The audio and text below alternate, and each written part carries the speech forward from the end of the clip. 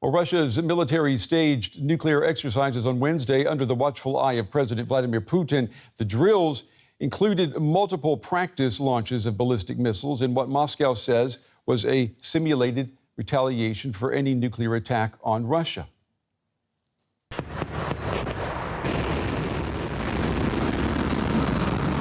Ballistic missiles blast off, a dramatic show of Russia's nuclear capability, weapons launching from land, sea and the sky, all under President Putin's supervision. Russia's defence minister reporting the drills, which are held annually, simulated a massive nuclear strike in retaliation for a nuclear attack on Russia. The exercise comes as Putin blamed the United States for its involvement in the conflict. We see in the example of Ukraine, which has become an instrument of American foreign policy, it has actually lost its sovereignty and is directly controlled by the United States, which is using it as a battering ram against Russia.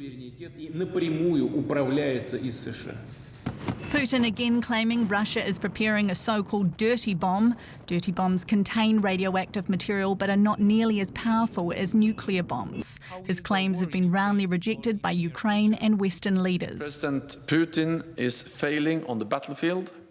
He's responding with more indiscriminate attacks on Ukrainian cities, against civilians and against critical infrastructure, and with dangerous nuclear rhetoric.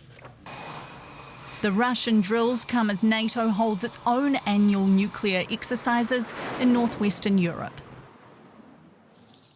Well, for some analysis now, I'm joined by our very own Russia analyst, Roman Goncharenko. Roman, it's good to see you. How worrying are these drills by Russia, or should we be worried at all?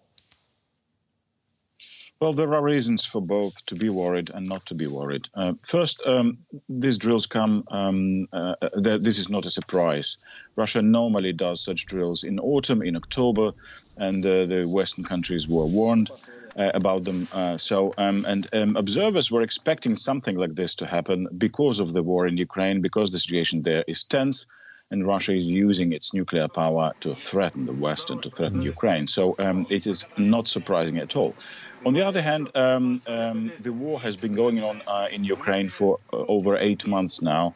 Everybody is very under pressure, including the Russian military. So you cannot exclude that in such a situation something may go wrong. This was not a nuclear test. It was a test of missiles capable of carrying nuclear warheads. But still, these are strategic weapons, and they are very, very dangerous. And one thing more which makes me worry is that the last time Russia did this was in February, just a few days before the invasion of Ukraine. So it could be kind of a signal to the West that Russia is preparing to escalate there. And it does make you wonder, would these exercises be taking place if there were no invasion of Ukraine taking place right now? So how do these drills then fit into Putin's overall strategy? Well, nuclear signaling is very important to Russia's policy. Russia is doing this to threaten the West, as I've just said, especially to threaten it and to prevent the West from delivering certain types of weapons to Ukraine, especially long-range missiles. Russian officials have repeated that many times.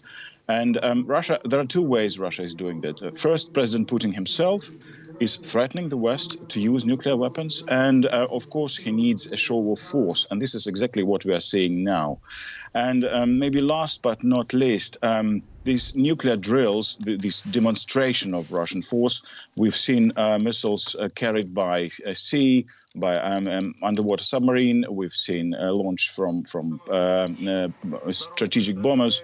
We've seen land launches. So all three types of nuclear weapons were used to show and maybe to invite the West and Ukraine to negotiate. So if you want, it is a Russian way of inviting the Western countries, and especially the government of Ukraine, to finally negotiate on Russian terms, of course.